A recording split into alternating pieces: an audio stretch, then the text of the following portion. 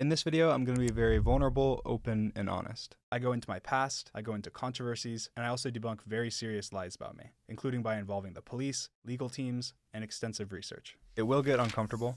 I will get into details of my life that you probably don't want to hear, and I don't particularly want to share either, but it feels necessary given the circumstances, and honesty and truth is my top priority. As you guys have probably noticed, I took a long break from YouTube, and since the face reveal, I've hardly really uploaded. And I've really focused on other things and separated myself from a lot of the stuff I was doing before. You may think that this was due to the hate from the face reveal, or for other reasons, but really there was something else that happened right after the face reveal, and it really made me step back from what I was doing and have a lot less passion. If you've been on the internet recently, you've probably heard or seen some pretty crazy stuff about me. Whether it's the voice actor of Gumball attacking me, or accusations against me regarding grooming, you've probably heard a lot of pretty crazy stuff. I thought it's extremely important for me to make this video and provide as much information as I can. And I just want to right off the bat state as clearly as I can that these allegations are not true. I plan on going to extreme detail to prove that in this video. And to all the people that are spreading lies, fabricating stories, and making false accusations for fun, or because they think it's funny. I don't care. I've accepted I'm a horrible person. This is not funny. This is not a joke. This is people's lives, ranging from my own, my family, my employees, to actual victims that stories won't be heard or believed in the future because of this. I understand that some things in this video are much more important than others, so I split this video up into chapters, and you can skip to and watch the parts that are most important to you. I will say that everything in this video is very relevant. I think they're all vital topics to include because they help clear up my character. So yeah, the video has chapters, and if you want to skip around, there's a pinned comment. And again, I realize that nothing in this video is as important as me talking about serious allegations, so I've made it really easy to skip ahead to whatever is most important to you. Just because there's other stuff doesn't mean anything is less important. Monetization on this video is on, but every dollar will go to a charity that's linked in the description. Otherwise, I want to start with the biggest lie I have ever told.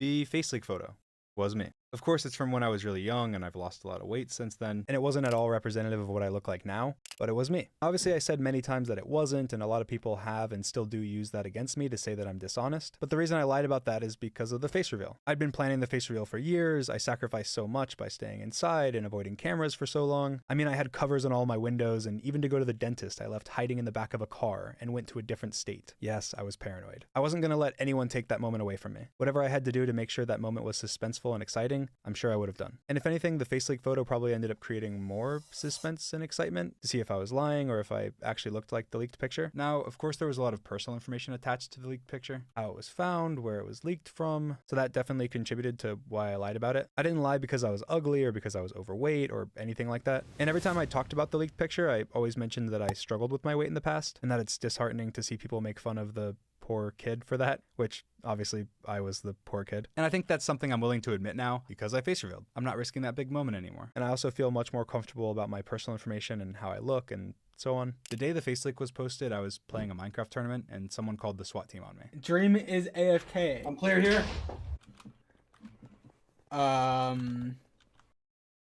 I was put in handcuffs on my front lawn with cops with rifles pointing at me, and I was pretty much swatted from that day on almost daily, to the point where the reason Sapnap moved in with me before my face reveal was to answer the door when police showed up. Because people started camping outside with cameras to try and reveal my face, and I needed someone else to answer the door. When the people that were doxing me thought that they had the wrong address, my family ended up getting swatted, and my mom answered the door thinking that it was pizza for her and my little sister. They were held at gunpoint with police helicopters circling the neighborhood. People showed up at my house, people showed up at my family's house. The first time I ever got swatted, I made sure not to mention it at all. Funnily enough, I actually got interviewed by a SWAT team member while I was muted and playing Minecraft parkour with the SWAT officer right next to me. But yeah, it's just all to show that even though I was very adamant about denying the face leak, it was much more about the fact that there was so much personal information attached to the picture, and I wanted as much separation from it as possible. It had nothing to do with how I look. I'm very proud of my weight loss story, and I was never ashamed about it at all. I think that it's very encouraging to see people accomplish weight loss. I did it all naturally. I lost hundreds of pounds. You have not seen me at my heaviest, and it's one of those things that I think is very encouraging to others. I love inspiring people, so it's a story I'm sure I'll tell in the future. But in that moment,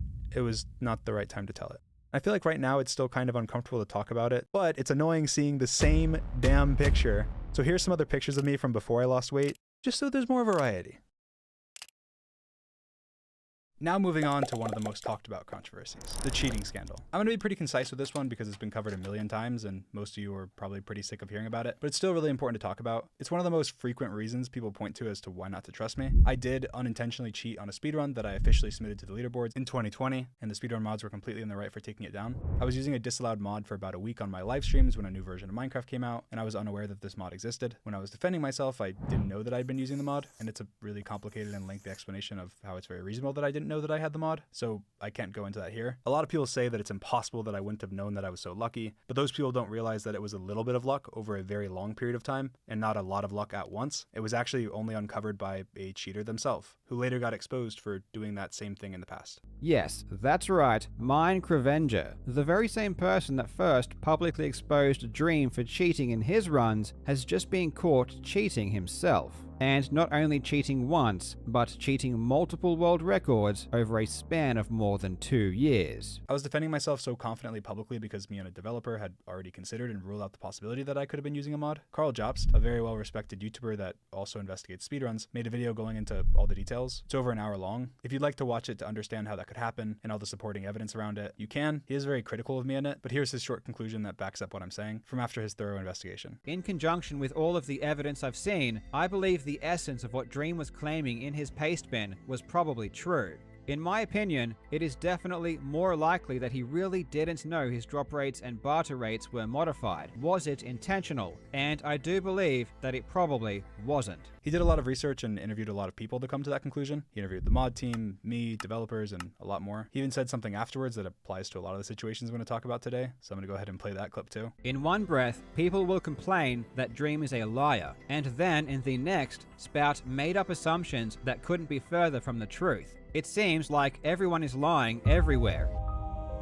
I'm still fully responsible for my behavior back then towards the moderators, regardless of my intentions, and I did act like a little baby and caused the majority of the problems myself, so I'm sorry. Regardless of if you believe me or if you think that I'm being dishonest, since this all happened over 3 years ago, a lot has changed since, and I've done my best to move forward and grow as a person. I did my best to make amends with the mods, I apologized privately and publicly for lashing out at them, I donated over $50,000 to the speedrun community through tournaments and personal donations to over 15 different speedrunners. I voluntarily took down all my speedrun times, even ones that had nothing at all to do with the mod or the cheating scandal. I also deleted my original response video, and I haven't speedrun officially since. It's been over 3 years. Now that that's out of the way, I want to clear up some quick misinformation around it. One, it had nothing to do with my manhunt videos or any video or speedrun I have ever posted on my YouTube channel. It was specifically live streamed attempts that I did during a 1 week or so period over 3 years ago. It's a common misconception that the cheating had to do with my YouTube channel, manhunt, or any other videos I've posted. Two, I didn't hire a fake astrophysicist to defend me, which is also commonly said. Knowing nothing about math, but fully believing in my innocence at the time, given the accusation was purely based on math, I used a website for math freelancers and reached out directly to a highly qualified professor that said they'd be willing to help me. They even made one of their conditions before agreeing that no matter what their conclusion was, I had to publish their results, even if their conclusion was that I was guilty. I agreed to this.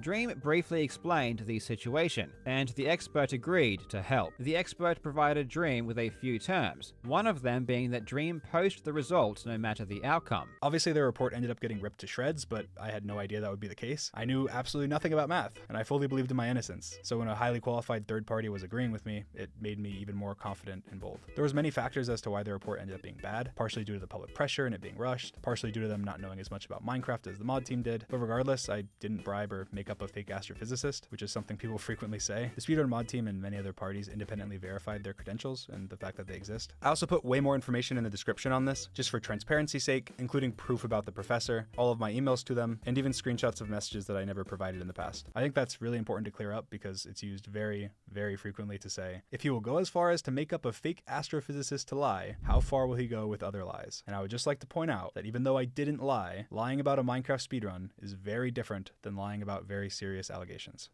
The next thing I'm going to talk about is a pretty big one that you might not have heard about, but it's a pretty important one. Manatreed. Now, if you don't know who Manatreed is a content creator that I added to my server, the Dream SMP, a couple years ago. They were anonymous like me, and they had a very short career. There was a thread made about Manatreed saying that they doxed him and that he was an IRL friend of mine, had been charged with domestic violence, and that I was trying to hide it. Manatreed was removed from the SMP by me, all of his accounts were deleted, and I made a statement talking about how I don't support domestic violence, I wasn't aware of any domestic violence, and that due to how complicated the situation was, I decided to remove Manatreed from the SMP. I also strongly alluded to the fact that the doxed information was incorrect. Everything I just said was true, except for the fact that Manatreed was my childhood best friend. I came up with the name Manatreed, I made the accounts, I grew up with him, his grandparents were like my grandparents, he was like family to me. The criticism I get to this day related to this is that I intentionally housed and hid an abuser. Because Manatreed was faceless and anonymous like me, people said that it was planned deliberately in order to hide a domestic violence charge. This is not true. In late 2020, he had a lot of problems. He was struggling with homelessness, had been in multiple recent car accidents. I knew I could help him, so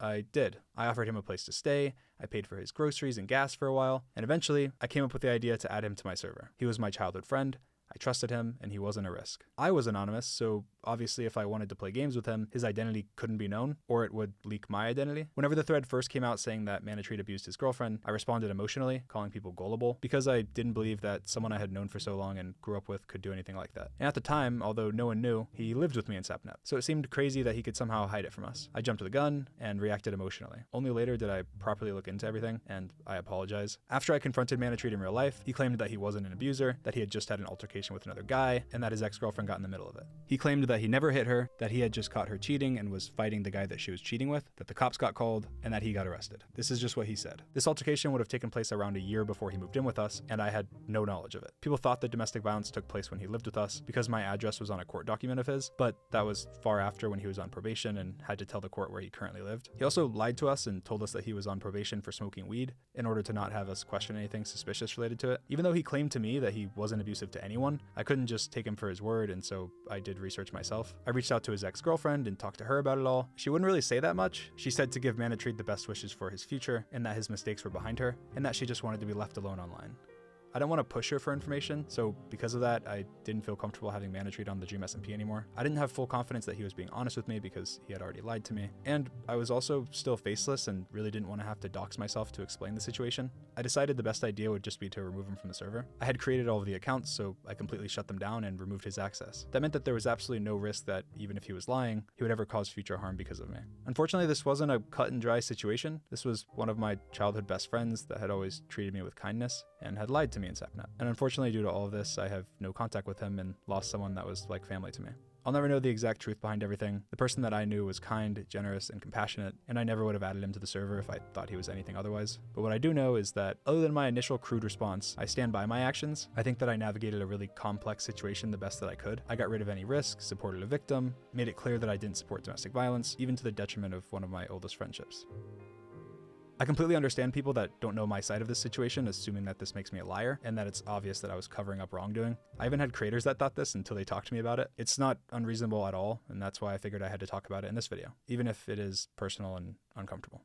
Before I jump into the most important things I'm going to address, I want to talk about something that's come up a lot due to these allegations, and something that's commonly said to give credibility to me being a bad or weird person. I'm going to play a clip from Moist Critical, who talked about the allegations pretty neutrally, to his credit. But while talking about them, he said this. Dream's audience has always been on the younger side of things, and yet Dream constantly engages with them in very inappropriate ways, such as like posting thirst traps. He does post thirst traps, even knowing that his fans are children. So when these claims come out, I think a lot of people start to take them at face value because they're like, oh, that sounds like the Dream that I know. This sounds like something Dream might do, so it's probably true. Even though right now a lot of the evidence backing it up isn't the strongest. Now, before I talk about this, I just want to ask that if you're watching this and you share the same opinion, try and give me the benefit of doubt. Genuinely listen to what I have to say and discard your preconceived biases. Because yeah, if you think someone's creepy and then they're accused of being a creep, it clearly changes how you think. So I'm going to break down multiple things that Charlie said because I respect him. I respect his opinion. I think he's a super reasonable guy and I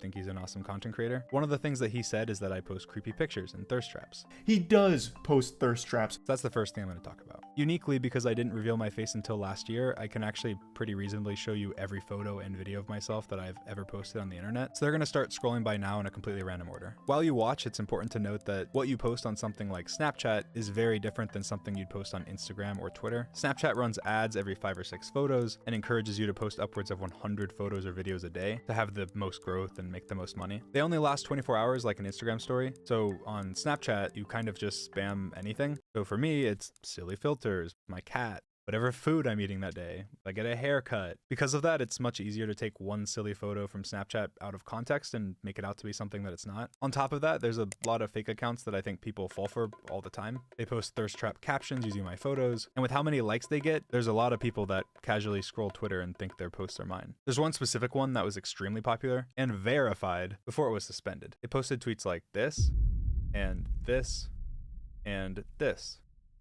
These are just completely normal photos I posted of myself with no caption, but they repost them and put a weird caption. This has fooled tons of people, including people that have made pretty big videos about me, and I wouldn't be surprised at all if Charlie saw this account a couple times and thought its tweets were mine. A lot of people also say stuff like this. I don't know why he still uses Snapchat, it's still kind of weird. I told you, if you're a grown man using Snapchat, which I think is super reasonable to think. If you don't know that there's creator accounts now that work very differently to normal Snapchat accounts, you can promote stuff to millions of people through Snapchat's algorithm, and even as of recently, you can make a lot of money, obviously encouraging you to post whatever random stupid photo you took. I mean, I hardly even log into my Snapchat myself, and even have someone else completely run the account, because there's a manager account feature where I can just post from my personal Snap and never even see any of the messages. I also sometimes have people say that I'm weird because of fan art account likes from my fan art account, so I just want to clarify, I'm not the one behind 99% of the likes. I've never made that public because it is beneficial for artists for people to think that it's me every time, but again, when it's being used against me to say I'm creepy, I have to clarify. Hi, so I've ran Dream's public Snapchat since January 2022.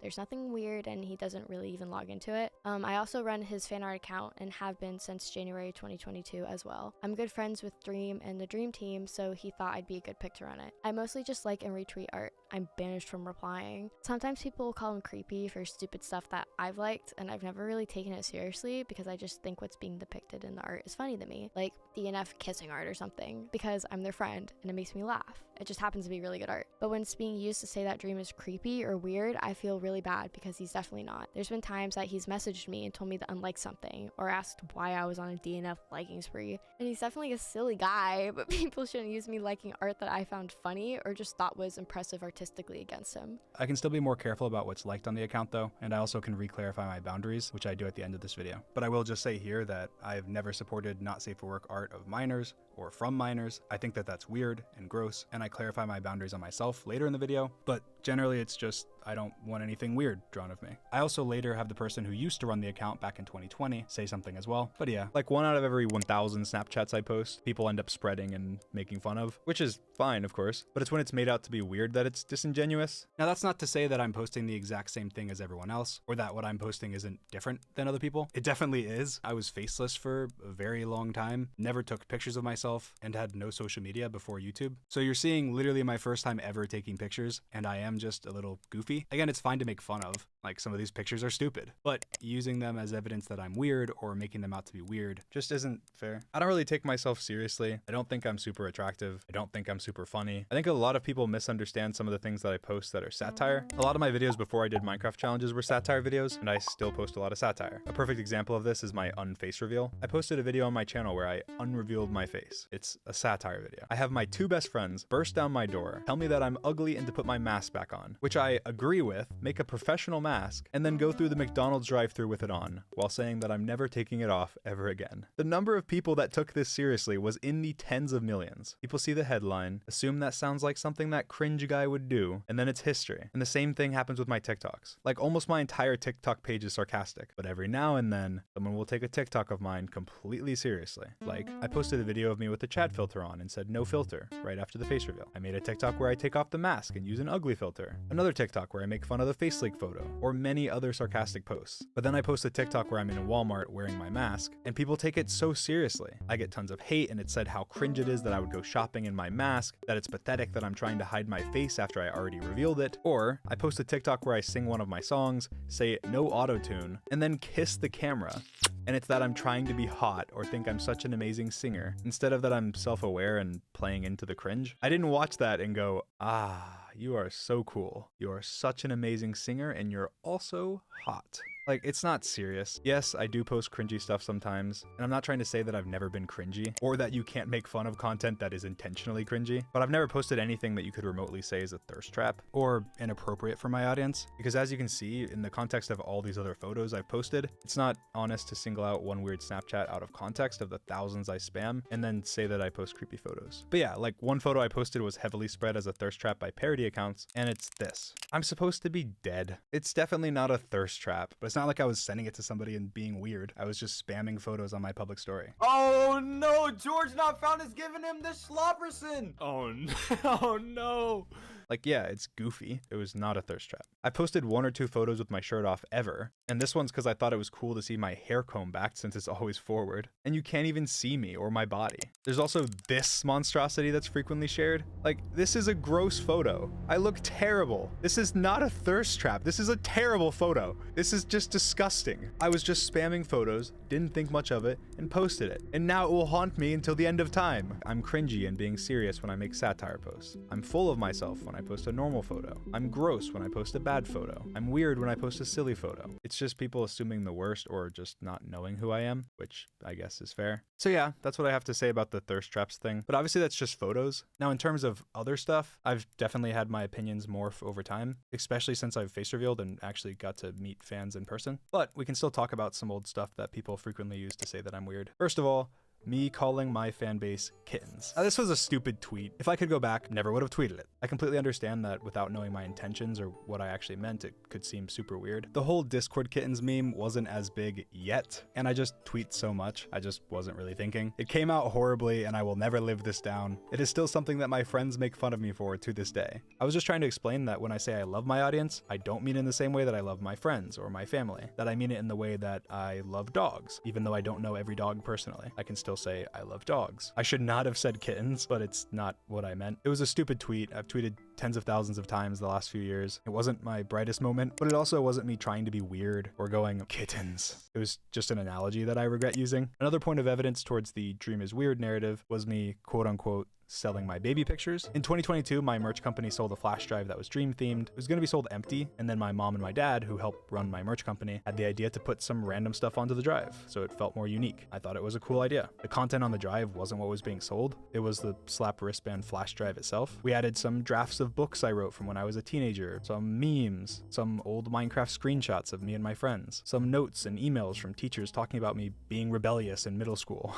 and yes, 2 pictures of me from when I was a baby. The intent wasn't at all to sell pictures of me when I was a baby, which other celebrities have actually literally done. The intent was just to show a little bit of where I'm from, like you would show pictures in a biography you would sell or something. It was my version of a little biography with writing and pictures and quotes. I think there's definitely something to be said about the concept of being in possession of a file of someone else's baby picture versus it just being in a physical book. So I totally get it. But you have to recognize that that's clearly not the intention. It should be something funny or cringe to make fun of and not be a serious thing, like being about pedophilia. But yeah, I mean, as you can probably tell by the pictures going by, I have a pretty normal life. I think I'm a pretty average guy, and 99% of the things I post online are extremely normal. Despite how much I've put myself out there, there's only a few weird out of context things to show for it, and a couple goofy photos. So yeah, I think when people say that I post thirst traps or post predatory things to my audience, they're just misinformed. I don't think that Charlie is being malicious at all. It's just a lot of misinformation, and it's something I've never really made an effort to clear up. I always lean into the cringe, but when it's being used to strengthen serious allegations, that's when I kind of have to really break down how I am. But yeah, I mean, on top of all that, my audience is not as young as people think. This isn't a hill I'm gonna die on, because I know a lot of people have their minds made up or could not be convinced. Believe it or not, I have one of the oldest audiences in all of Minecraft YouTube. I started YouTube through coding and extremely complex stuff, like reverse engineering PewDiePie's Minecraft seed. My videos, even to this day, are super long, don't have that quick retention style editing or sound effects or anything that a lot of channels do. And I also have a large pro gamer audience because my videos involve a lot of technical skill. My audience outside of YouTube is younger, but the vast majority of people I get recognized by on the street are college aged. And usually dudes being like, "What the f? It's Dream!" On Twitch, I've covered heavy topics. In this video, I'm covering heavy topics. Me and my friends all swear on every other platform, and we're definitely not kids channels in any way. Just because I post Minecraft videos doesn't mean that my audience is just little kids. Most people that watch me either used to play Minecraft or don't even play Minecraft at all. I think Charlie's audience is of course much older than mine, but if I posted photos like these, which to be clear, if I was ripped as hell like Charlie, I would 100%, it would be made out to be predatory because it's me when it's not at all. And that same standard isn't applied to TikTok stars or really anyone else but me, just because I'm the Minecraft guy. A lot of the photos me and Charlie have posted are actually really similar. It's just people cherry picking goofy photos of mine and then making them out to be weird. When it's just me posting random photos, because that's literally part of our job. But yeah, I guess that's all I have to say about that. Now to move on and talk about some really important stuff. Over the last year and a half, there's been a bunch of really serious allegations made against me. Some of them were quickly disproved, others admitted they were lying, but there's still some that I'm gonna address in this video. The first allegation made against me was pretty quickly discarded. It was an allegation of flirting and had some inconsistencies. I'm still taking it seriously though and don't want to overlook anything, so I'm gonna talk about it now. The first ever allegations against me that were spread pretty far were made the day after my face reveal, on October 3rd, 2022. A girl named Anastasia tweeted out, "He's only face revealing because he's scared that I'll do it first." And then she followed it up by tweeting, "I'm too tired / real life struggling to get involved, but the YouTuber trending right now already face revealed to me years ago when he was flirting with me when I was a minor. Obviously, because of my face reveal, it took off, pointing out inconsistencies, asking questions, and so on. I didn't have any inappropriate contact with this person. I didn't have any sexual contact with this person. I hardly even remember who this person is at all. And the only messages I could even find with this person were friendly Twitter DMs. And even in those Twitter DMs, I mentioned that they had 18 in their bio, which they contradict. I definitely didn't face reveal to them. That's an obvious lie. Almost nobody knew what I looked like at all before my face reveal. Not even most of my best friends that had known me my entire life, let alone someone I don't even remember talking to at all. She posted a screenshot of some texts and claimed that they were from me. She showed a screenshot of my TikTok being from your contacts to try and prove that the texts were from me, which people quickly pointed out isn't possible because I have a Google Voice number hooked up to my TikTok, which isn't iMessage like the text. And again, she never claimed any sexual misconduct. She never claimed anything related to nudity or sexting. This was also in early 2020 and she had 18 in her bio. With everything and all the inconsistencies, wasn't taking that seriously. But it's still worth noting because people still somehow say this is one of 3 victims of mine. So yeah, before talking about the next allegation, I just want to address something that I think is pretty important. I see some people say, why respond to fans at all? Or that it doesn't matter what Dream said. The fact that he responded to a fan is creepy. And people saying that are missing a little bit of nuance. First of all, back when I started YouTube in 2019, obviously I had a very small community. Even moving into mid-2020 before the Dream SMP. It's very common that when you have a smaller community, you're trying to grow your community. And part of how you do that is by interacting with people and responding and being active. I've always been pretty active in my community. And when I was really small, I used to respond to just about literally everyone that DM'd me, even if it was just one-word answers. Obviously later on, and as I grew, I replied less and less, and things evolved over time with my fan base growth. Like, as an example, when I started my public Snapchat in 2019, I ran the account, but in early 2020, because I was growing, I completely passed the reins off to someone else, and pretty much never logged into it ever again. Hi, I would like to remain anonymous, so I'm just going to be calling myself Rebecca. I used to run Dream Snapchat starting in 2020. I did that for probably around a year, and I would read through all the messages and I'd screenshot art or funny comments and I would respond when it was appropriate. There is definitely nothing weird going on this account. Dream hardly even logged into it and it was mainly me. He never used it inappropriately, and although I no longer work for Dream, I am not aware of him ever acting inappropriate with fans or anyone underage. Most, if not all, of the Snapchats I've posted since then have been through the manager account feature, meaning I use my normal Snapchat and post to my other account like a story, without even ever logging in or seeing any messages. I think that when people talk about messaging or becoming friends with a fan, most people are thinking of a stan or a super obsessive fan, because what makes you a fan? Having watched 1 video, 2 videos, 10, being subscribed? There's levels to it. My point being that when you're talking about messaging someone and it being weird, there has to be a weird dynamic. Obviously, a streamer that's subscribed to me and has watched my videos in the past and DMs me should not be looked at the same as a random person that does the exact same thing. I've had fans of mine turn into friends of mine, but I don't go seeking out friendships with people who have obsessions with me. There's a difference between a fan of mine who reacts to my videos because they're entertaining and makes some content about me because that's what gets views that I end up becoming friends with, than a random stan that posts thirst edits of me. Obviously a massive difference. There's a difference between a random stan in your Twitch chat that watches every stream because they love you, and a regular viewer that's in your community because they have common interests with you that you end up becoming friends with. And at that point, they're no longer a fan. They're a friend. And in some cases, becoming some of the most beloved couples on the internet. My point is that there's a lot of nuance. I think it's a responsibility of a creator to be able to recognize dynamics, avoid any weird ones. You can't just look at the fact that somebody follows you or has watched a couple of your videos and write them off as, oh, they're a fan, therefore we can have no conversation. I was also fans of a lot of my friends before I became friends with them. A lot of people that I ended up hiring as editors or artists or really anything are fans. And then of course you can become friends. Again, the whole point is that there's a lot of specifics to it. You can't just write somebody off completely. But again, that's fans, that's not stans. Otherwise, moving back to the next very important thing. Now, the second allegation is what I'm going to talk about in extreme detail. Second allegation came out soon after the first and said that the first allegation was why they were sharing their story. It was from a girl that claimed that when she was 17, we inappropriately messaged. This did not happen. Let's get into the details. On September 23rd, 2020, Amanda messaged me from her personal Instagram account, sending a message that was clearly a fan message. She thanked me for saving her life, and I replied to this message. In September of 2020, I was a lot smaller than I am now, so I got a lot less DMs, and I was much more active in the fan communities and replying to people. And all I replied was, oh, thank you for the kind words. And then I also replied, glad to make you smile, after she followed up with the message. I put a transcript of every Instagram message that I've ever sent her linked in the description. It might not be every message that she sent me, because there's proof that she deleted Instagram messages to me. An old TikTok of hers has messages from me that wasn't in her post with the accusations when she showed our messages, but my transcript tried to include those and piece it together. But again, it might not be all of them because I don't know what she deleted. I only know what she deleted from the thing she accidentally showed in her old TikTok of the deleted messages. Amanda, on the other hand, how are you doing, Dream? September 25th. The next day I replied, I'm good. Thank you. How are you? Amanda, the same day, replied, I'm doing okay. Could be better. Could be worse. Thank you for asking. Amanda replied, how's your kitty doing? I love cats. I replied and said she's doing amazing. September 28th. So 3 days later, Amanda said, Dream, I need some advice. I'm trying to become a small streamer on Twitch, but not a single person joins my streams. How do I get an audience? October 2nd. So a few days later, I replied and said, try and play with your friends maybe? Post clips to Reddit and stuff. And then she replied and said, okay, thank you, with a heart. The next day she messaged me again and said, Dream, would you ever consider playing Among Us with me? XD. I guess this was during the Among Us craze. We're still in 2020. October 5th, 2020. I replied, maybe, heart. Amanda said, LOL, I'll take the maybe. That would be sick.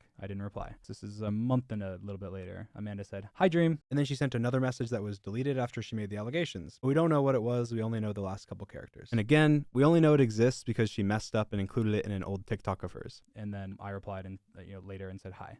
Amanda said, how are you? November 16th. So that's another few days later. I replied and said, good, good. How about you? She replied and said, I'm pretty good. Thank you. November 30th. So, another 2 weeks later, Amanda said, hi, Dream. I want to actually become a streamer like you and your friends. I'm just so uneducated on what supplies I need. Can you recommend me all the products I need to successfully stream? Like computer, cam, mic, headset, etc.? You have no idea how I would appreciate it. December 5th, 2020. So like a week later, I replied and said, almost everything I have was recommended by Bad Boy Halo. Haha. Amanda replied, and she sent another message that she deleted after she made the allegations. That again, we won't know what it was. December 26th, so almost a month later, Amanda sent a video. We don't know what the video was. I don't think it was opened. I don't know though. I didn't reply. January 5th, Amanda said again, hi Dream, I just want to say happy late New Year and Merry Christmas. Congratulations on everything you've accomplished this year. I hope I am fortunate enough one day to be as successful as you. If you could tell me what kind of computer you have, that'd be great. January 16th, so 11 days later, I replied, thank you. Amanda replied, deleted message, and then part of it was, how are you? But obviously I didn't reply. April 13th, so a long time later, Amanda messaged me again and said, hi. I replied, hi. Amanda said, how are you? I said, decent. How are you? She said, I'm all right. Thank you. Then she said, I heard some snippets of the song you're working on, and I really like it. You have a really nice singing voice. I replied on April 14th.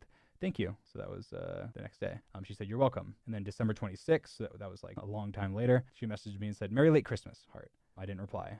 January 10th, she messaged me and said, hi, my Snapchat was banned and I have no friends. How are you? I replied 2 days later and said, how TF does a Snapchat get banned? Amanda replied and said, I'm pretty sure it's because I posted videos of me smoking, but all my memories from 2014 are gone. So sad. I replied the next day and said, damn. And then she replied that same day and said, yeah, it sucks. How are your holidays? I replied the next day and said, good, good. How about you? And then Amanda replied that same day and said, pretty good. You may be wondering at this point, why are you replying to her? You seem clearly disinterested. You're taking days or weeks to reply, and then when you do reply, it's very dry. Well, Instagram has a really stupid feature that makes it so that once you've replied to someone's DMs once, you can't remove their ability to personally message you, unless you block them. You cannot be following them, you can delete them from your inbox, they can still message you and pop up in your notifications. I'm showing an example on screen of my DM continuing to pop up on my alt account, just to show how it works. Obviously, given I replied to Amanda back in 2020 when I had a much smaller community, she was stuck in my inbox for the rest of time. You can temporarily delete someone from your inbox, and it deletes all of your message history to them for you, but they can still message you, with now a blank DM history. So at one point, wanting her to stop DMing me, I swiped her out of my inbox multiple times. It's actually completely provable that I did do this. I'm showing a video of my Instagram DMs to Amanda now, where they start in December of 2021, much later than her original DMs. Because you can't delete other people's individual messages and you can only delete entire conversations, this proves 100% that I was trying to delete her ability to message me in 2021. It also shows a problem. The only messages that I can see from Amanda were from December 2021 onward. I had no context or recollection of her original messages to me that made it clear that she was a really big fan. I don't remember everyone that messages me, who they are, where I know them from, so on. She messaged me from her personal Instagram, had no connections to any fan accounts, didn't send me any more fan messages, and she had DM'd me many times talking about content creation and streaming, some of which she deleted. She seemed very normal, friendly, and implied strongly that she was overage. What I thought about her age doesn't matter that much because nothing inappropriate happened, but it does matter to show my mindset because I don't go around befriending underage girls or people that are obsessed with me or my content. To the best of my knowledge, she was neither. Continuing with the transcript, now we get to the very end, which was our first real conversation. This one was about music. music, which makes sense. It's something I'm really passionate about. At the time, I was working on a song called Trust Issues and some other random music projects, and in the middle of us talking about music, I gave her my Snapchat. I said, add me on Snapchat, and she said, sure thing, just added you. I was sharing music snippets with a bunch of people at the time, and as we were talking about music, I wanted to share them with her. And I'm obviously not going to send snippets of a new song over Instagram. Now, I've pretty much always used Snapchat as one of my main forms of communication. It was actually the first social media I ever got because a friend of mine wanted to start a streak with me, and it's something I started using a lot more when I became faceless on YouTube. Because yeah, stuff is deleted. You don't have to stress over people analyzing or leaking everything you say. And for me, even for something as simple as a picture of my cat, people used to zoom into my cat's eyes to look at the reflection to try and dox me. This was not uncommon at all. So of course I felt much more comfortable using Snapchat during this period, especially with people that I wasn't great friends with, but even with my best friends. Now let's go over her actual claims in detail. Amanda claims that after I added her on Snapchat on January 17th, 2022, that we started sexting. She showed that her birthday, when she would turn 18, is on February 17th, exactly a month later. She claims that we sexted from around the 17th of January, the day I added her on Snapchat, to the 10th of February, and then that it stopped. She said that while she was still underage, we exchanged nudes. Her evidence of this was 2 photos of supposedly me from after she was 18 complimenting her. Her final important claim was that she traveled to Orlando in August and that we planned to meet up and have sex. And I just want to make sure that I blatantly deny this before continuing. None of this is true. And now I'm going into more detail. Now, unfortunately, because she didn't provide any proof of these things, it's difficult to be specific about some of the things she claimed. It's much easier to completely make up that something happened than it is to prove that it never did. Like if I said right now, prove to me 100% that you never sexted a specific person that you've had on Snapchat at any point, it would be impossible to do. But what I can do is lay out all the inconsistencies, talk about the proven lies, the specifics, point out questions that were never asked, and provide all of the evidence that I have. And I believe that luckily, that's way more than enough. So first, I want to talk about the timeline. Every contact we've ever had with each other before January 17th is the Instagram DMs, which I just read to you, which are now all public in their entirety in the description of this video, other than the messages that she deleted. She claims that sexting started around January 17th and that sexting stopped February 10th. So from the 17th to maybe February 10th is the time frame where we were sexting. So even if we say that it started a couple weeks before it stopped, you'd have to believe that every message you've just seen, we went from that to sexting days later in 2022 before my face reveal. Even if you want to give her the maximum benefit of doubt and say that she confused the timeline, she turned 18 on the 17th, 1 week after she claimed the sexting stopped. So there's not much leeway. Secondly, we can talk about her Twitter. She tweeted out defending me from hate on my face reveal 10 days before the allegations and was liking my tweets, including a subscriber milestone tweet 2 days before she tweeted her allegations. With the timing of the face reveal and her allegation, my belief is that there was a lot of hate and that it's easy to get spiteful and join in on a hate train. I had ignored multiple of her Instagram DMs and Snapchat messages in recent months, and I had also made a new Snapchat that I didn't add her on. I still used my old Snapchat occasionally, but I just rarely responded. That's my only real explanation for why she flipped so quickly from being publicly positive to me to lying about me, but I guess I'll never really know. Thirdly, the only photos she showed as proof that I groomed her were both pictures from based on her own evidence after she was 18, meaning even if we give her the benefit of doubt and assume everything she's provided is real and truthful, she was 18 when these messages would have been sent, and I had no context to the fact that she was more than a small streamer. But on top of that, I unblocked her Snapchat, went through our Snapchat chats, and couldn't find either of the messages that she was talking about. I also downloaded all of our Snapchat logs using the Snapchat data tool, which she can do as well, and neither of the compliments that she showed were in the logs. Now, honestly, this is pretty useless information because there's almost no messages in the logs at all, but it's still extremely weird that she was asked for these logs many times. It takes 5 minutes to download, and she never did it. Probably because it doesn't support what she was saying. On top of those things, from everything she had told me, she was 19, and we had no inappropriate contact. The context of these messages would be a 22-year-old creator calling a 19-year-old streamer gorgeous on a birthday post while giving her a gift card as a birthday present. Finally, she said that we planned to meet up and have sex in August when she was in Orlando. It was suggested that we meet up and have sex. I was either going to have him come to the resort I was at, or he was going to pick me up and bring him to his house. First of all, this was before my face reveal. I did not leave my house. I was massively paranoid. I was not meeting up with a random person I had just met 2 months before my face reveal, let alone at a resort, which is what her claim was. I'm gonna go ahead and play a phone call with my mom just to give you some perspective from before my face reveal. How many times do you think that I left the house between 2021 and my face reveal? Wow, I don't know, 3? Maybe 4. What did I leave the house for whenever I left the house? Well, I know you went to the dentist 3 times, and then I think one other time was when you had the kidney stones. So oh yeah, you're the hospital. Yeah. I think those were the only times you left the house, and we were worried because we didn't want you to call 911 because we didn't even know if they would come because of all the fake swattings and everything. So I had to come get you and take you to the hospital. So it was probably 5 times that you left. Okay, what was the process when we did leave the house? What was the process like? Crazy. I pulled into the garage, shut the garage door. You would get in the back seat, way back of the van, with a blanket over yourself, and you wouldn't come out from under the blanket until we were on the highway. I was a little paranoid. A little bit. What was the inside of the house like? What precautions did we take? Oh my gosh, it was like a cave. Every window was covered, even the high windows that were arches. We had to like tape curtains over them so that even a drone wouldn't be able to see in. Everything was covered. Yeah, so we had the banker come to the house because you wouldn't go out of the house, but we needed to set up bank accounts. Whatever it was that needed to happen, we were the ones that did it so that you didn't have to go out. Okay, thank you, Mom. You're welcome. I love you. Love you too. Bye. Again, as you can probably tell, what she claims definitely didn't happen. Either she's telling the truth and her story makes sense, or she's not, and it doesn't. Now, some other stuff to note. After her allegations, she deleted a lot of evidence. She unliked a lot of tweets she had liked. She deleted replies of hers on Twitter and TikTok that hurt her credibility or contradicted what she was saying. She deleted Instagram DMs to me and only got caught because she accidentally showed them in an old TikTok of hers. And that's all completely factual and documented. Later, she was bragging on TikTok, calling people doubting her jealous, saying, "I'm gorgeous and my favorite YouTuber thought so too. It's giving jealous." Not treating the serious situation that she claimed happened seriously at all. People also found old tweets of hers where she was replying very inappropriately to other streamer friends of mine. She was even banned in one of my friend's chats for saying she wanted to sit on his face. These accounts weren't linked to her Instagram, so I would have had no idea about them. She also replied to fans of mine questioning her with slurs. She also said that she was gonna lie and tell me that she was 18, but that she changed her mind, I guess. So I was going to lie and tell him I was 18.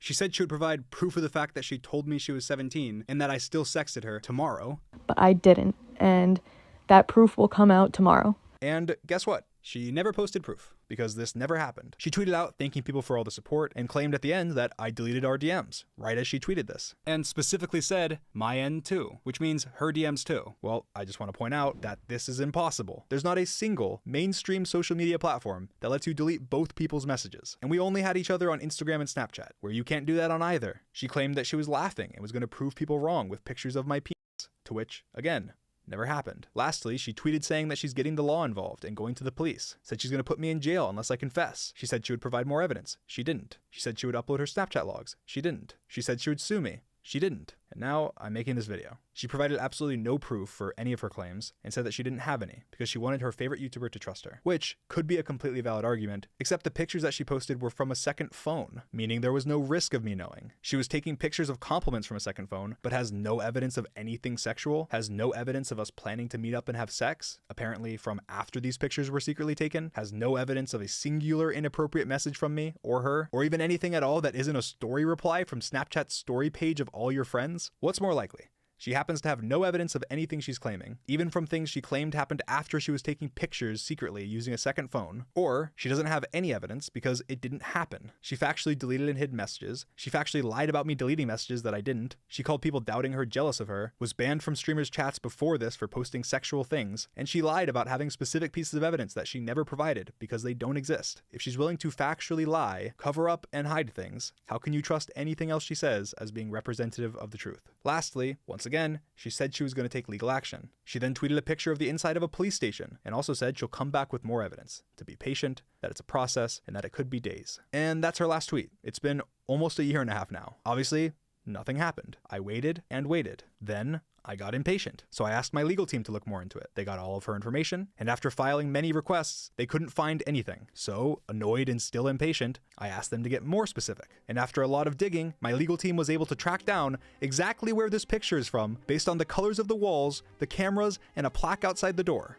Then had someone go to the police station and requested specific records from this specific police station, and checked every record they could, criminal and civil. I didn't find anything under either one of those names. And there was no information at all. I was not even in their system. So you're not listed in my system at all. So if you want to believe everything she said, you have to believe either one of these two things. Either one, she lied, this photo is fake, she never filed anything, and if she's lying about that, why would she not be lying about literally everything else? Or two, the picture is real, and whatever story she told didn't even meet the minimum required standard of proof to file a single piece of paperwork that my legal team could find in over a year and a half. I also sent a photocopy of my driver's license identification to this specific police station, a copy of Amanda's information, and let them know I was happy to answer any questions, to which, again, nothing ever happened. Not a single question, there was not a single case, accusation, or anything substantial enough to even have me in any system. And inevitably, when after this video, she makes another thread or another post reiterating the same lies that she has already said,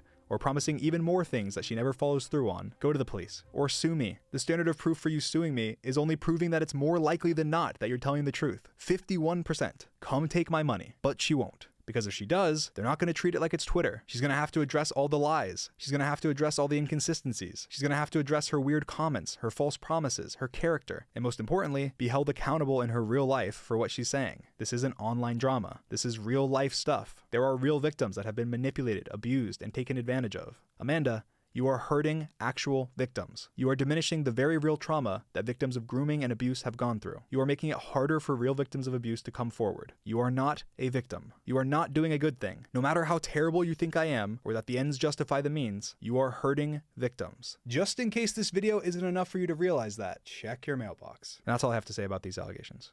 Now, before continuing with other stuff, I want to talk a little bit about what happened after these allegations. After these allegations and after my face reveal, I'll be honest, I lost a lot of motivation. I distanced myself from Minecraft, and I even thought about quitting and retiring. Of course, it was pretty scary, and I just wanted to be able to upload Minecraft videos and have fun with my friends without worrying about people trying to ruin my life or attack my family or make up lies about me. And after all the swatting and doxing and fake allegations, it really just felt not worth it anymore. But also, I had basically been stuck inside for the majority of the last 4 years, so I just thought I'd step back for a little bit. I traveled with my friends, I met a lot of creators for the first time, I worked on music, had my tour, and really just stepped back from my online life. And I feel like during this time, I really disappointed a lot of my friends and their fans as a result. I didn't spend as much time on the finale of the Dream SMP as I should have. I wasn't good at communicating about anything, really, including important stuff for some people. I went very inactive on everything, and I pretty much isolated myself from most creators that weren't in my immediate circle. There was a looming cloud over me, and I felt bad talking to people because I didn't want to bring any negativity towards anyone. Later on, I got pretty insecure about my creator friendships that weren't people that I was super close with before YouTube. And even though everyone that I was friends with was very supportive and had my back and would reassure me privately, I still couldn't help but worry that because there were people online spreading hateful things about me, that it would impact their view of me personally. At one point, I ended up making a massive mess by tweeting publicly about a problem that I had with Quackity because he wasn't replying to me for a while. We had both made translation mods, and people were claiming that we were copying each other.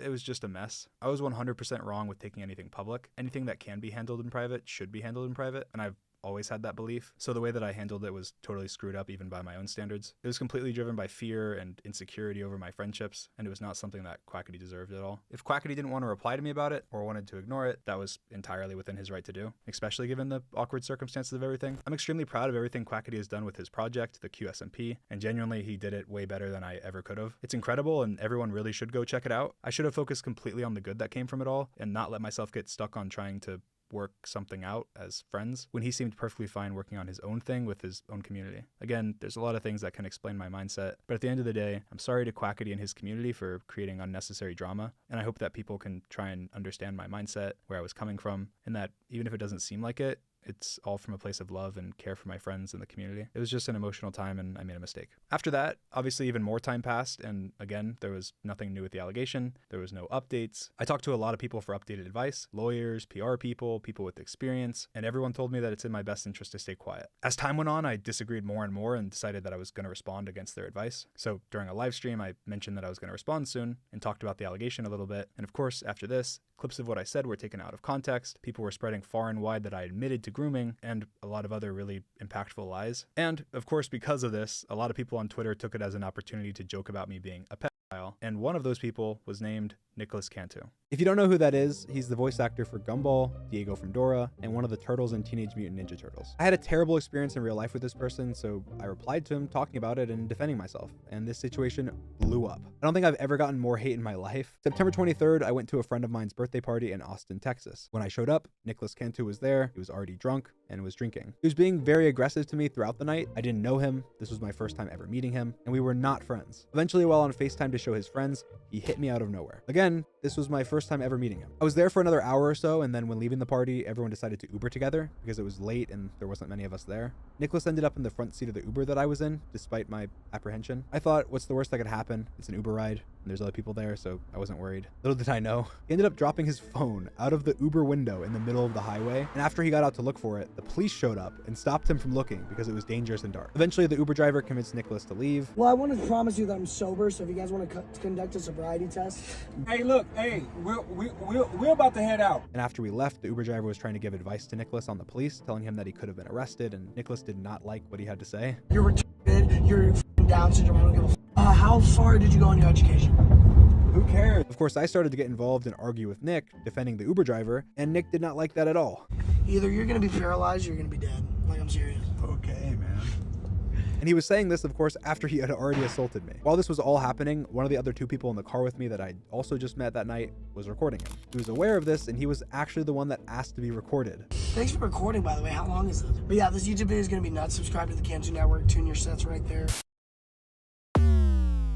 The next day, Nicholas sent me a very nice DM saying that he was sorry for hitting me, that he was having a really rough night, and that he was high and drunk, and said that he was sorry for spreading false allegations that he knew nothing about, saying that he recognized it could ruin people's lives. Complimented me, called me humble, grounded, and a good human. I didn't accept this apology, but I moved on, and honestly, I felt kind of bad for him.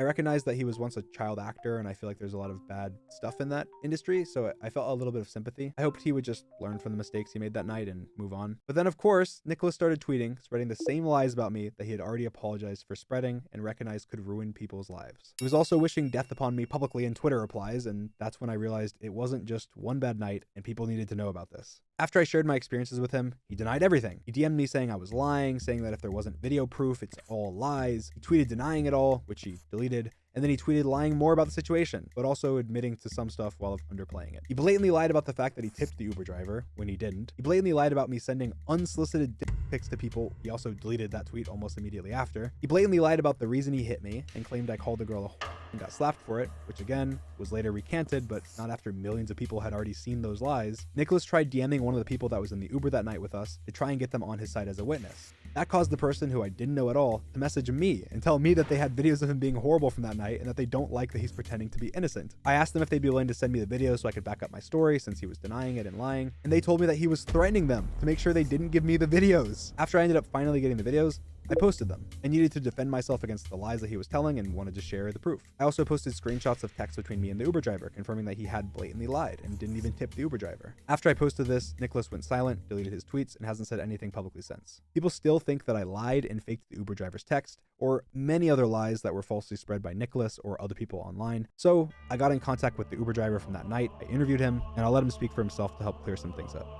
Hey, what's the worst that can happen? It's an Uber drive. And what's the worst that can happen? What's the worst that can happen? It happened. Either you're gonna be paralyzed or you're gonna be dead. Like, I'm serious. Okay, man. What's going on, man? This is our Uber driver, who happens to be one of the highest rated Uber drivers in all of Texas. He agreed to come share his recollection of what happened, so I'm just gonna let him talk.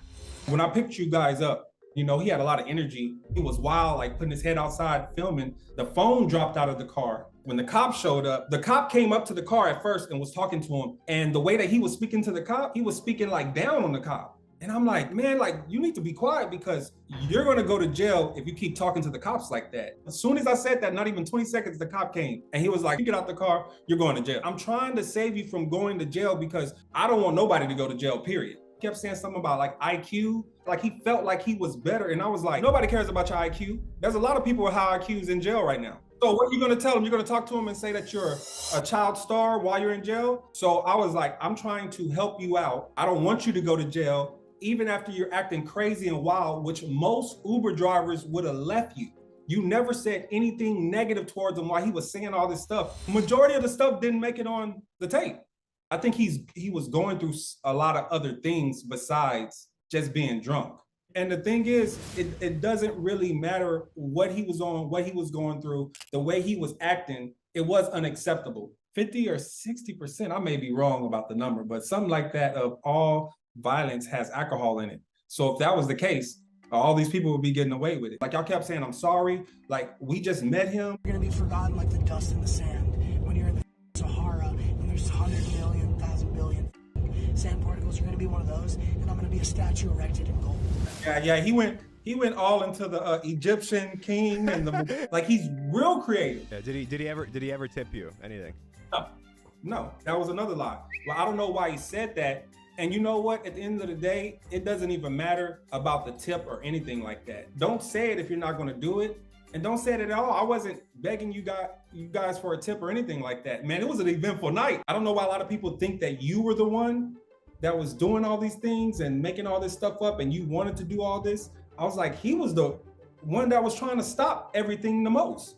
I posted like literally just like 2 screen caps of text from you, and everybody was saying they were fake. It was one of the messages where you said like, there needs to be more people like you in the world or something. And they're like, when would somebody ever say that? Because they didn't experience you in that manner, right? Yeah. Those are my real words. And I did feel that way. So I'm letting you guys know right now, all those text messages, that was me saying it. Dream did make the situation better. Everybody coming at Dream, that's not how it went down.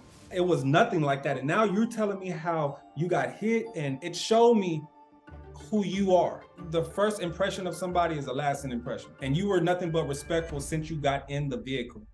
And you tried to de-escalate everything that was going on. And all the people in the back. Nicholas, if you are listening, really do some deep diving in yourself and figure out what the real issue was. Do a lot of soul searching.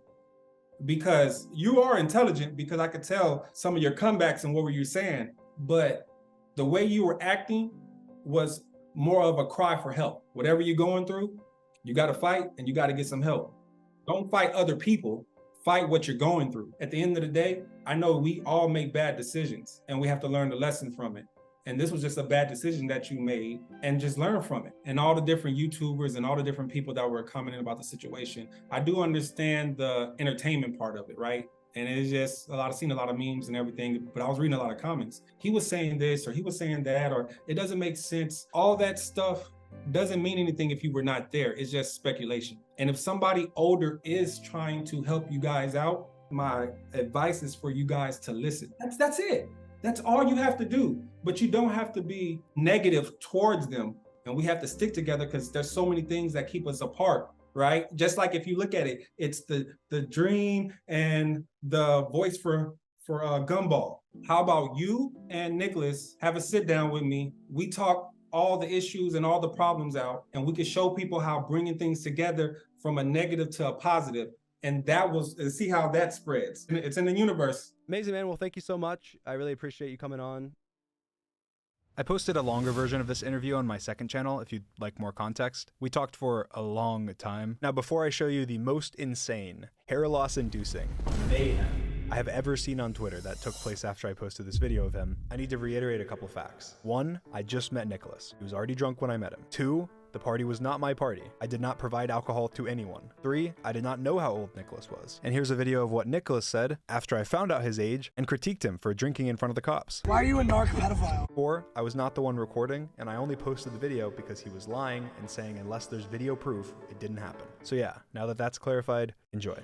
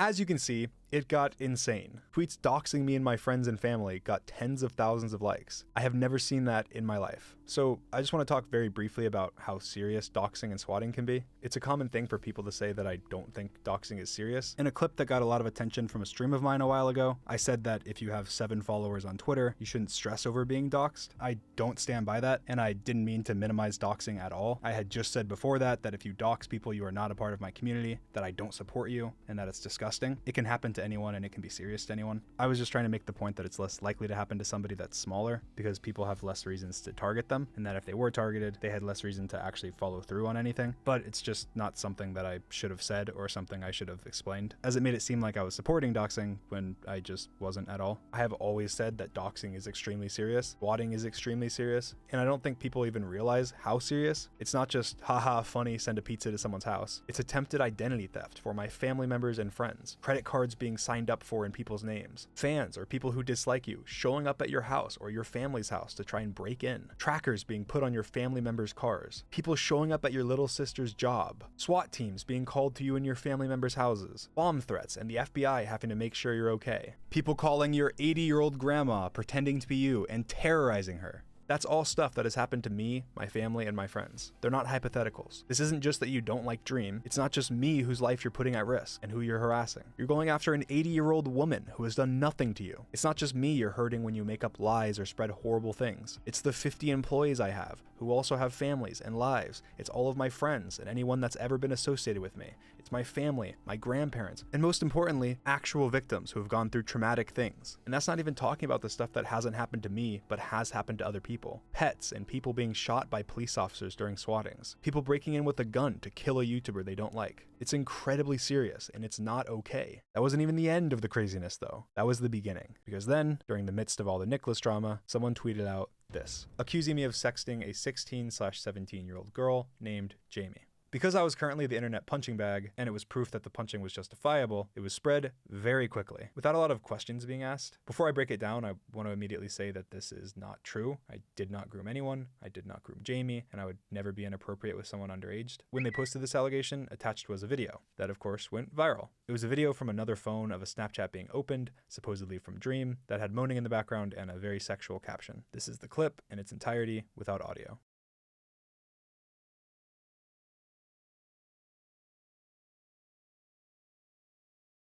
They also attached screenshots of Discord DMs between anonymous people who were claimed to be two friends of Dream's and said it was them discussing me having sexted a minor. In these screenshots, they say that I was confronted about it and that I admitted it. I've shown you every piece of evidence they posted without changes, and I've mentioned everything that they've claimed. Now, just to reiterate, this is not true. Every piece of evidence is either out of context, edited, blatantly lied about, or presented in a very disingenuous way. Again, I did not groom anyone. I also was never confronted about grooming by any of my friends. Now, of course, when something like this is claimed, it's extremely serious, so I'm gonna break it down in detail. Okay, so who is this accusation from? It's from an anonymous burner account made the day of the accusation, which is interesting. So we don't know who they are, but we do know who the victim is. Jamie, right? And how old did they say she was? They said 16/17, okay. So what else do we know about Jamie? They said she left the internet in 2020. So because they apparently can't, let me tell you who Jamie is. I follow Jamie on Twitter, which people quickly pointed to as proof. As you can see, Jamie is also followed by Skeppy, Verb, and Spifey, other YouTubers from the community. I met Jamie when I wasn't even a YouTuber. I had just posted my first ever YouTube video less than a month before. I had less than 100 followers on Twitter the month that I met her. I made a lot of friends around this time because I wasn't a big creator and I was part of a lot of online communities as a fan. She played on Bad Boy Halo's Minecraft server and was a fan of Skeppy. I was trying to grow and make connections, and I had pretty much just made my Twitter account, so I made a lot of friends. Many people from this time I'm still friends with to this day.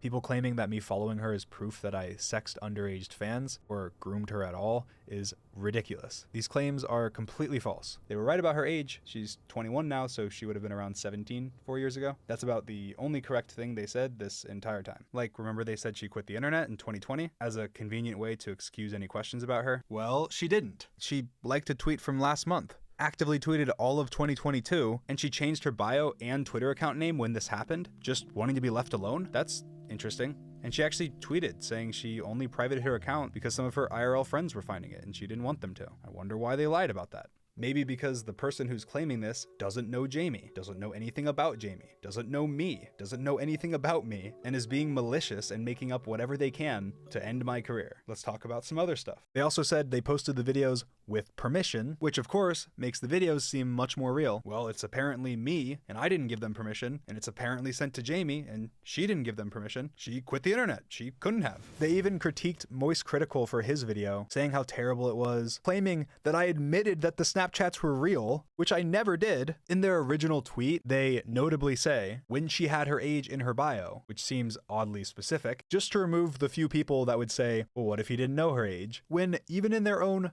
proof, which is random Discord messages with no context or who the messages even are, in another part of their screenshot, anonymous person number 2 says this, but for some reason, that's cropped out of their tweets because they don't even know what the screenshots they're using as evidence say. They don't care about the truth. They're just making things up as they go. And because it's a claim against me, people will just believe it. They can say, Jamie left the internet. No proof, but I guess she did. They say they got permission to post these videos. I guess they did. They post a video of Snapchats. Say it's mine. They never show the Snapchat profile or any proof that it's my Snapchat, but I guess you can't change your Snapchat name for free to anything at any time as many times as you want. So it must be Dream. No more evidence needed. They're telling the truth. Even with what little context and evidence they have to crop things and lie to try and hide the fact that they know nothing. But the burner seemed so confident. They couldn't be being malicious. They even put in their bio that if Dream reached out, they would personally give him their information so that he could sue them because everything they were saying was 100% true. Oh, what?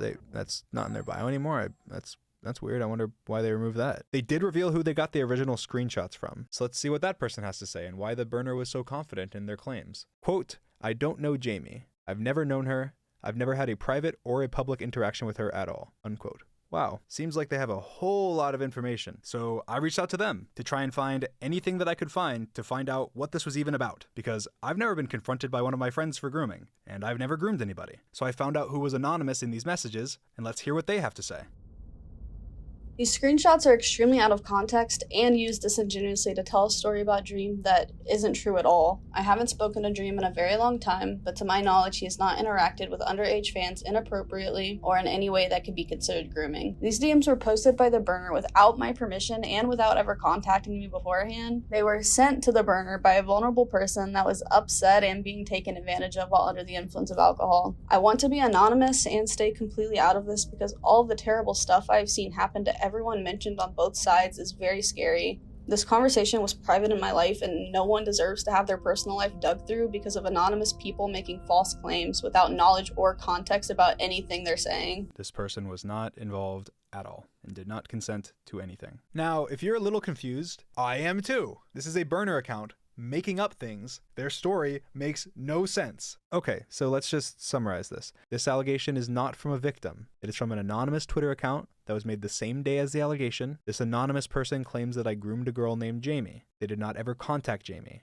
They did not know Jamie. They got none of their information from Jamie. They even incorrectly said that she quit the internet years ago when she's still active to this day. They posted videos claiming to be from me to a minor. They never showed proof that it was from me or my Snapchat profile. They never showed proof of who it was to. They cropped context from screenshots, lied publicly and said I admitted the videos were from me. They falsely alluded to the fact that the victim gave them permission and ended up causing massive harassment and terror to Jamie, who they said was a victim of mine. The person in the screenshots claims that I'm not a groomer, that they're extremely out of context and that the burner doesn't even know what was being discussed, and that now their personal life is being dug into due to an anonymous burner account. On top of that, no one even taps to open the Snapchat. There's no finger, you can't open snaps with a button, but it doesn't even matter because you can see that no buttons were pressed. So how did it open? Nobody touches the screen. You can't open a Snapchat without tapping the button to open it. So ignoring the fact that there's no proof it's even me, how is this video even real? How did it open? The video doesn't even make sense. People have also pointed out that frames are missing and that the normal Snapchat animation doesn't play at all. But despite all of that, hardly anyone asked any questions. If you replied asking any questions, you got called a groomer supporter. Despite the fact that the proof was a video of a video of a video from screenshots of DMs of screenshots of DMs. You have to go 4 people deep to find anyone that has ever talked to Jamie. I'm not even in any of these screenshots. And the video of the video of the video has like 10 frames where you see the name Dream.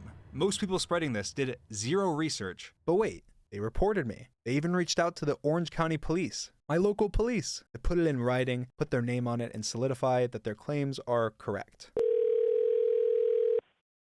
Thank you for calling the Orange County Sheriff's Office.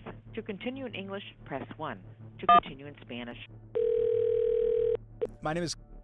I have a YouTube channel and I live stream and stuff, and long story short, very recently someone anonymously posted a bunch of like fake stuff online saying that I'm a pedophile, and of course it's from like a burner, like anonymous burner account, can't really, you know, whatever. But anyway, in their post they said that they called and talked to the Orange County Sheriff's Office about it, and of course they said that to try and like make me look guilty for being like a predator somehow. But I guess I wanted to call and try and get more information, I guess. What's your name?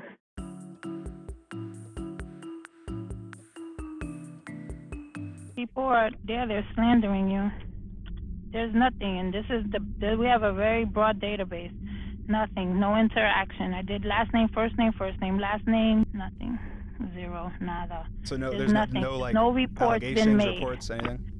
Nothing. Your name has nothing next to it. There's not even. So All right. if you would like to make a report and you feel like someone is harassing you, all right. But whoever's telling you that stuff, you may need to file a complaint because that's harassment, and that's called slander. And you do have civil rights, so you can make a report if you want. Okay. All right. Thank you so much. All right. Merry Christmas. All right. Merry Christmas. Bye. And not that taking legal action as an anonymous source would prove anything, but just to be clear, I have searched far and wide, sent open access requests to police departments. So you're not listed in my system at all. And all police records are public in Florida, where I live. Not a single person has filed anything against me. Anything. Even though every claimant has claimed that they have. Again, not that it would prove anything if they did. It would be disproved in court, but not a single person did. I also don't have any civil cases brought against me, meaning no one has officially accused me of anything from anywhere, despite, again, every single person claiming they have. This is public record. But despite everything you've just heard before this in this video, when this tweet dropped, people were celebrating in the replies. Celebrating in the replies of a tweet that's supposed to be about a child being sexually abused. That is not okay, and just shows that you actually don't care about victims, about this. You just care about taking down Dream, which is the same thing the burner account cares about. They don't care about the truth. They don't care about what's real. They care about saying whatever they can to ruin my career. They don't care about victims. They don't care about Jamie. And if you still don't believe me, let's hear a statement from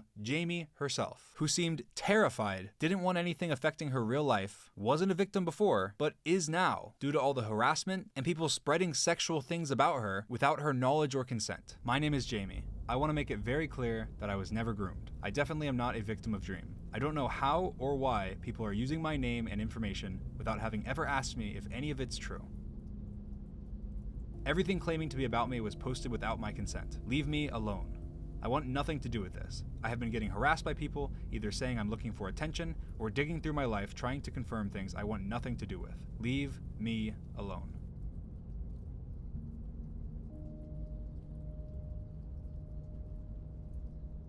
Jamie's Twitter account got locked for suspicious activity after she was blocking all of her friends, so none of them would see the things being said online about her. She didn't quit the internet in 2020 like the burner claimed, but she probably will now. She had to change all of her social media ads, and people were messaging friends of hers, all because an anonymous person made a claim on her behalf without even knowing if it's true, spreading sexual stories about her as a minor to millions of people, creating victims in the process. Hope it was worth it. So I'm sorry, Jamie. I'm sorry that you were used as bait. I'm sorry that you have your life being dug through by people. And I'm sorry to all victims that have to see this, that have more fear about coming forward, because all this is terrible and no one wins. And I'm sorry to anyone else that got involved or dragged into it. Sorry for those that were taken advantage of. I'm sorry for those that were lied to. Again, no one wins. It's incredibly hard to navigate these situations. There's no benefit to somebody putting their name and face out there to defend me or clear up complete lies if even when someone's completely in the wrong, they're still praised as a hero because it's against Dream. As I was literally about to post this video, another burner thread by a different burner was made about Jamie, claiming 24 pages of evidence that I groomed her. And the very first line of their document, the Twitter account Burner22 recently provided a screenshot of a Twitter DM conversation between them and someone by the name of Jamie. This is massively incorrect, a lie, and never happened, as you now know. The burner account was not any of the people in any of the messages, never spoke with Jamie, and the actual person in these messages has made a statement in this video debunking this, as well as Jamie. And this is the first line of their 24 pages. Their proof was all to show that I knew Jamie, followed Jamie, and that Jamie was a minor. All things that they didn't need to stalk her to do. Maybe let victims speak instead of digging into their lives. Their Proof digs so much further into Jamie's life, including by stalking 4-year-old Twitter accounts of hers using the Wayback Machine, so that even content that she deleted and content from her private accounts are now being stalked. Leave her alone. This tweet has 40,000 likes in 10 hours as of me making this. This is ridiculous. Anyways, I tweeted when I first saw this claim, pointing a finger at someone that I thought was behind the burner account. I was messaged by multiple friends with proof linking them to the account. They were the only non-anonymous name on any of the screenshots, have a massive dislike for me, and were actively replying to the allegation. So my obvious assumption was that they are behind the account. This person used to be a friend of mine many years ago, and we are no longer friends for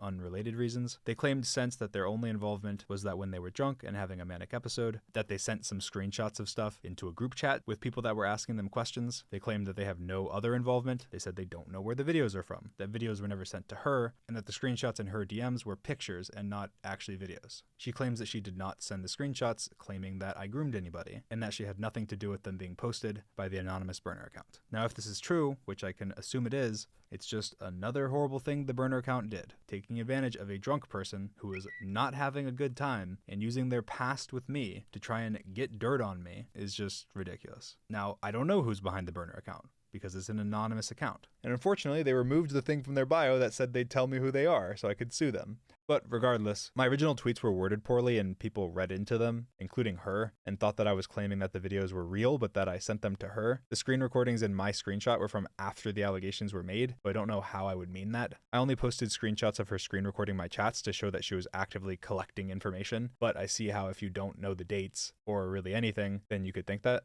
In my tweet saying I was making a video about this, I called the audio essentially unsubstantiated revenge porn, with revenge porn in quotation marks, while of course denying that I groomed anyone. People again took that as me admitting that the audio was real, even though I literally say essentially, unsubstantiated, and put revenge porn in quotation marks. It is incredibly violating to have audio spread to the masses saying that it's you moaning, that people think is you moaning. Whether it is you moaning or not, it could be anyone moaning. It does not matter. It's still violating. This is sent to your little sister saying it's you moaning. It doesn't matter that it's not you moaning. It's being said seriously that it is. This is, in essence, revenge porn. This isn't even the only time I've had claimed sexual stuff spread about me. Once, people spread a video that was like deepfaked or something of me sucking my own dick.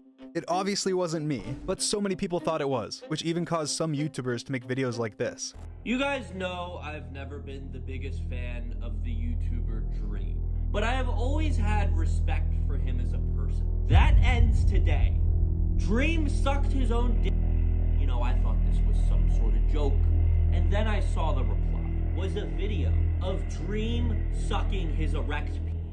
But of course, while this was all going on Twitter, it just was okay to lie about me. And all the people posting fake screenshots and memes and taking things seriously from parody accounts just proves how easy it is to fake this stuff. So let's talk about fake allegations and how horrible they are. It's become a bit of a trend in the online space, or at least the gaming space, to fake grooming allegations. There have been fake allegations against Bad Boy Halo, which the person ended up tweeting and admitting they were fake and saying that they're just kids that made a mistake after he legally threatened them. There have been fake allegations made against Sapnap that, again, they admitted were fake. After I replied this time and called out something that was wrong with their story. They continued to lie and try and convince me though. There have been false allegations against Carl, Rambu, Wilbur, probably every Minecraft gaming creator you know. Me saying any name doesn't even matter. Not everyone gets traction and not everyone has as much effort put into it, but there have been hundreds. There were a few notable ones against me during the last month. One was disproved because it was proved that the video was edited based on a frame hop. Another was disproved because of a photo in the background was from Tumblr. But there was one thing similar between all of them. They all showed fake evidence. They all showed fake edited Snapchats.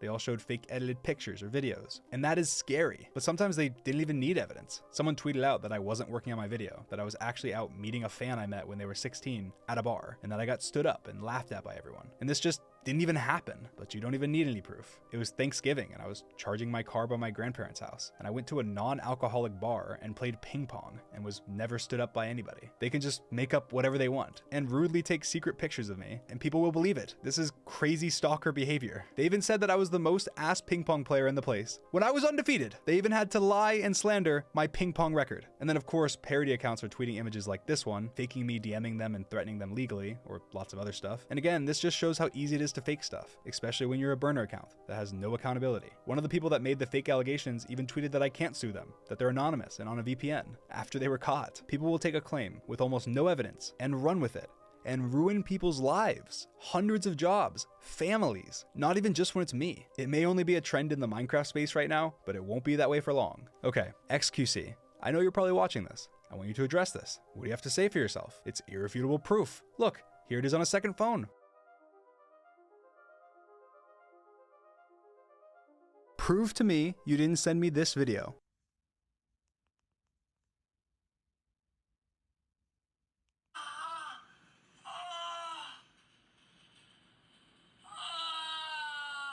Or you're a pervert.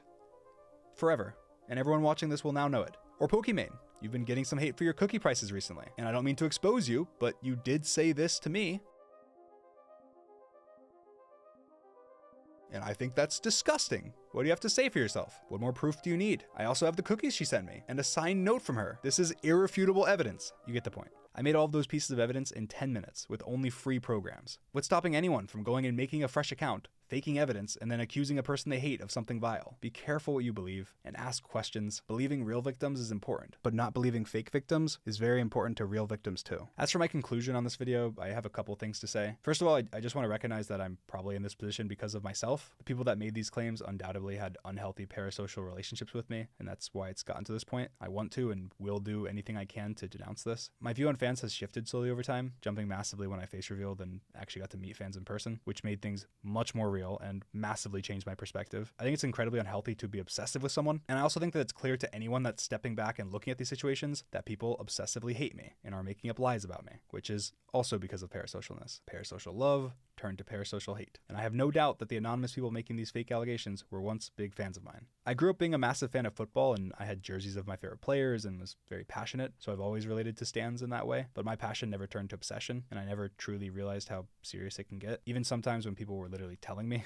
I think that part of why I'm in the position that I'm in right now is because I started pulling away from my fans after my face reveal. Meeting fans in person made things much more real, and I wasn't so chronically online anymore because I actually had real life and things to do. I think that the fact that I'm a very relaxed person overall that has relaxed boundaries has encouraged that type of behavior too, so I'm just going to re-clarify some of my boundaries. One, I don't support any sexually explicit art of me or my friends. It never bothered me personally that much because I don't really care about anything, but it is just weird, especially if you're a minor and drawing anything like that. That's gross. I don't support anything inappropriate for minors at all. Art, TikToks, comments, anything. It's gross. 2, serious shipping is bad. I think that prying into people's private relationships, being deeply speculative or anything like that is terrible. I don't mind jokes. I don't mind doing it for fun, but anything serious really crosses the line. Again, I've always found it funny being shipped with George because we're not dating and we're friends. But if you genuinely think that we are dating and it's part of your personality or you obsess over it, you need to get off the internet. That is not healthy. I'm sure I'll make more clarifications in the future, but I just don't want anything weird. Don't obsess over me